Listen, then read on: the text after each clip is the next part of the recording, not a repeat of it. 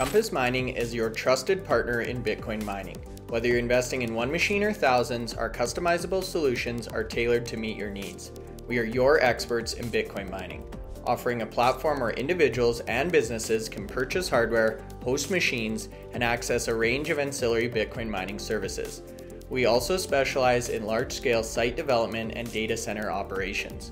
Discover more at compassmining.io and see how we can power your success today.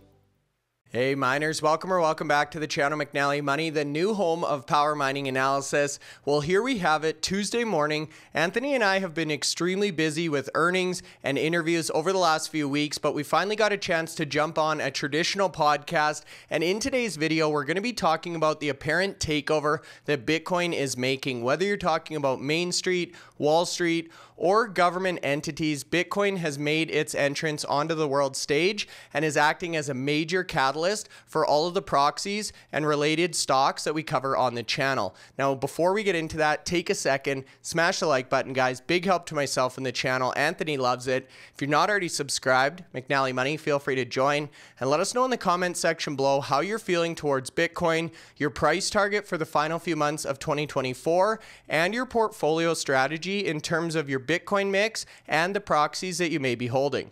Now, with that being said, let's get into today's video.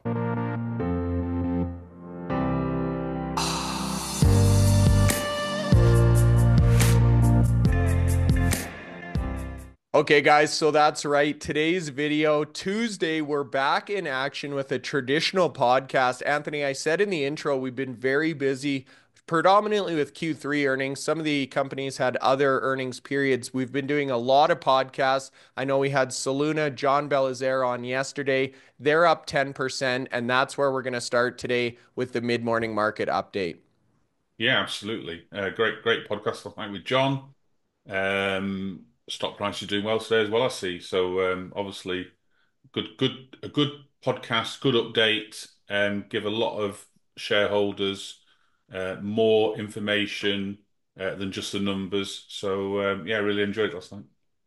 Yeah, as did I. And you bring up a good point, Anthony. Anyone can go into the press release or listen to the webcast, but when you are able to see the CEO face to face, interact, get some of those questions that we come up with on the fly or off the cuff, you really do get some insight that maybe your average investor wouldn't get.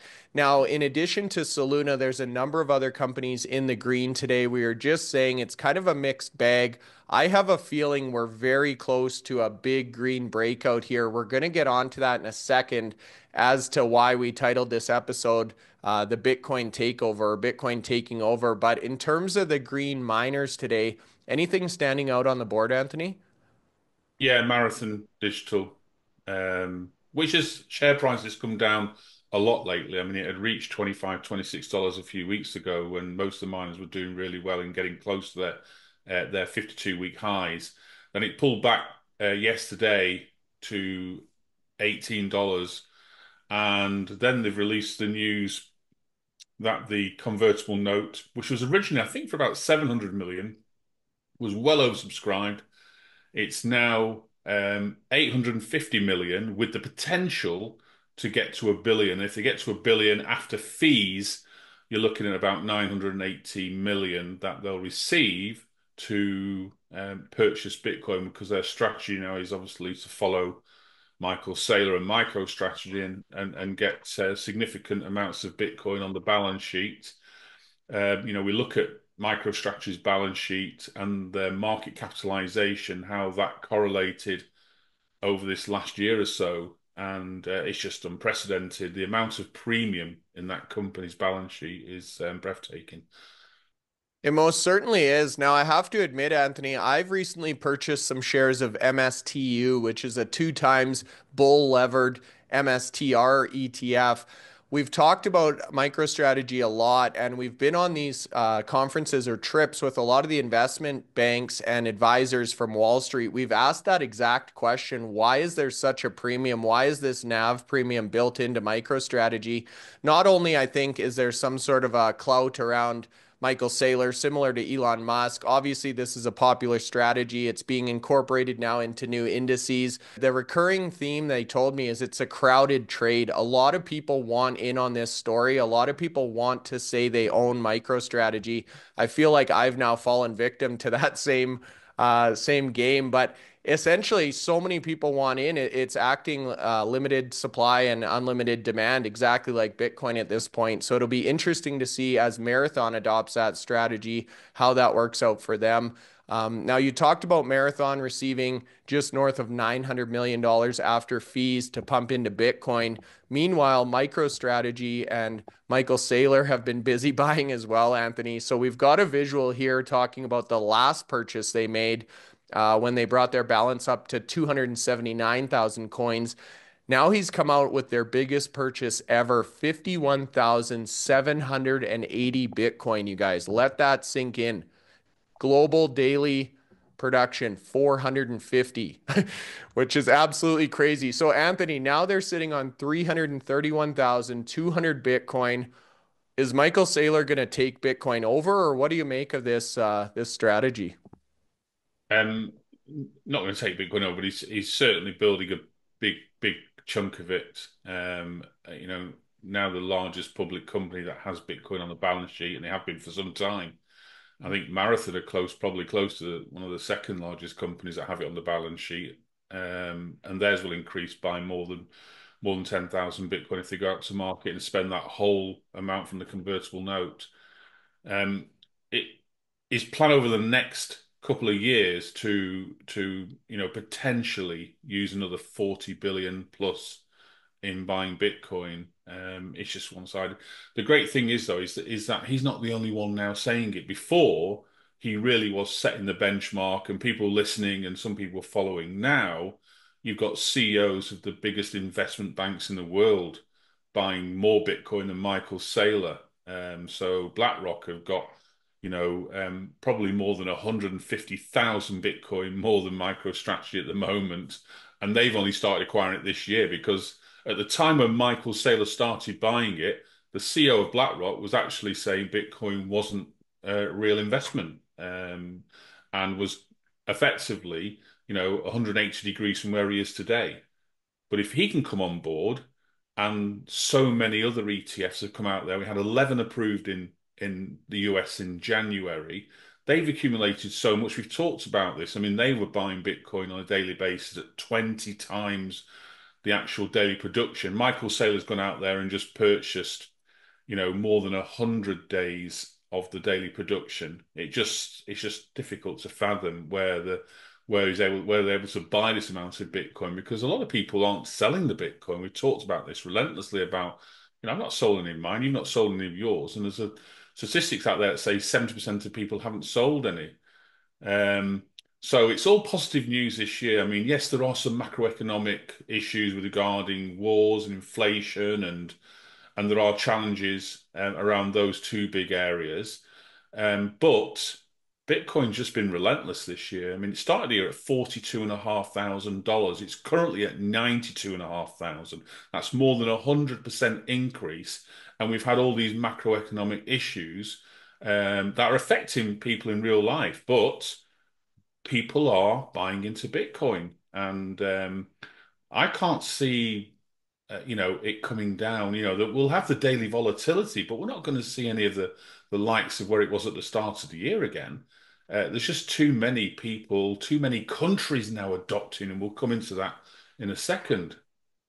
You're exactly right, Anthony. The game really has been changed here. The ETFs have changed the landscape. And then the next catalyst was obviously the Trump administration proposing this strategic Bitcoin reserve. Now, we're going to talk about some of these copycat countries, so to speak, in a second here. We got a release from Bitcoin Magazine last night saying that Trump has now already started meeting with select CEOs, Coinbase specifically, Brian Armstrong, and is expected to talk about appointments. Now, when Dennis Porter was on the channel, he mentioned about 10,000 presidential appointments are made upon inauguration. Now, Trump's not going to handpick 10,000 people. He'll pick the top 100 or 200. but it's very evident he's pro Bitcoin. He wants Bitcoin adopted as part of the federal strategic reserve strategy, and he's going to put people in that have that same mentality. So what's happening now is other countries are starting to follow suit. Interestingly enough, I saw this one, Anthony, in Poland, presidential candidate there as well, running on a Bitcoin policy, saying Poland should adopt a strategic reserve as well, listing some of the key reasons why that country may be in a favorable light. I know you just saw one from India there as well. Yeah, so Bernstein, who've got 725 billion of assets that they manage, they've said that Indian government should adopt Bitcoin as their strategic reserve as well. So this is going to be interesting. I mean, we've had the US dollar as a strategic reserve for a long time, but we know that that's not been working out lately. And there's been a lot of advocates out there suggesting the Bitcoin become the strategic reserve, and we were fortunate to be at Nashville when they sort of made their initial announcement. So Senator Loomis, she basically, after President Trump came on the stage, she came on immediately after and said, "We're going to get this thing processed." And since the results have come out, there's already documentation now going through with regards to this. So it's all positive. And I mean, if the US adopt it, you're right. There'll be a lot of other companies as well, because there's a lot of companies. Sorry, a lot of countries. Let me say it again. And if the US adopts it, you'll see a lot of countries also follow suit, because even now, when we talk about currency, yes, other countries have own currency, but a lot of other currencies are pegged with the US dollar. So you'll think that they'll also potentially, have the Bitcoin as a strategic reserve in there. And we're talking about some sort of like the UAE. So the UAE dirhams, that is pegged against US dollar. So when the US dollar moves, that currency moves as well. It moves in alignment with it. So it keeps to the dollar traction there. So you could imagine, and bear in mind, we've talked about Dubai as being the central location for crypto for the world. You can bet your bottom dollar there's millions of people out there that are invested in Bitcoin and would love to see that occur. Yeah, you're sure right there, Anthony. And interestingly enough, we have an image of Abu Dhabi Global Markets building. Somebody got their laser pointer out last night and projected a rather large Bitcoin logo there. The other piece of news we wanted to bring up, this one was really interesting to me. The Chinese Central Television Network is actually broadcasting information about Donald Trump and his strategic reserve in China. So you can imagine how big of waves this is causing around the world right now. Exactly why the thumbnail said Bitcoin is taking over. We talk about the impact on the ETFs, on Wall Street, on Main Street, on the political systems around the world, on the banking systems. It seems we really have now hit that critical mass, Anthony. You talk about Bitcoin trading in the $92,000 range. I strongly feel like we're going to look back on 2024 and number one, say, wow, what a historic event that was to see Trump and Senator Loomis and RFK Jr. talk about Bitcoin in person. And secondly, the last year we could have bought Bitcoin under $100,000. I agree with you, Anthony. I think that this is probably the start of the next leg up here, especially as you talk about all those other currencies that are so intimately related with the US dollar. So some really interesting developments there. Now, two other pieces. We had Dennis Porter on from the Satoshi Action Fund just recently on the channel. We're actually helping him put together some panels and support the Mining Disrupt conference coming up in March as well in Fort Lauderdale. So definitely take a look at that one. Two developments from Dennis and team today, though, Anthony. Simply Bitcoin put out a tweet stating that Trump has been in contact with Dennis Porter. Obviously, they've worked together in the past. They've met in Nashville and other events. They're pushing to create this strategic reserve now using an executive order to fast track that adoption in the United States. I think obviously the US government is starting to see these other people, companies, countries front run them and want to make sure they get in at the best price possible. In addition to that, Dennis now said that BlackRock has come out and said they're endorsing that strategic reserve idea for the United States. So just more gas on the fire here, really continuing to melt up the market in terms of Bitcoin. Compass Mining makes Bitcoin mining accessible to everyone. Start mining in as little as 48 hours with our turnkey hardware, online and mining directly to your Bitcoin wallet within 2 business days. Find out more at compassmining.io and get started now. Now, one other piece we noticed here, Anthony, we just got a message out from Sam Tabar, Bit Digital, talking about this being the last earnings report they'll do as a foreign company. We've heard from a number of the interviews this idea about redomiciling into the United States and a number of benefits. Why is this such a topical idea right now, and what are the benefits of these companies moving to the United States? Yeah, I mean, I've talked about this extensively over the last 3 or 4 years, actually. If you go back to 2020, 2021, the oldest miners were all Canadian miners. And then we saw the likes of Riot and Marathon Digital come into the space. And being US miners were able to access the NASDAQ very quickly, raise a ton of capital, and become the 2 biggest miners out there for a number of years until they've been caught up by other American miners. What we've noticed with some of the non-US miners is they just haven't managed to gain the level of exposure to investment as some of these US miners often. Believe you me, when you become a big miner or a big company in the US, you go onto certain indices.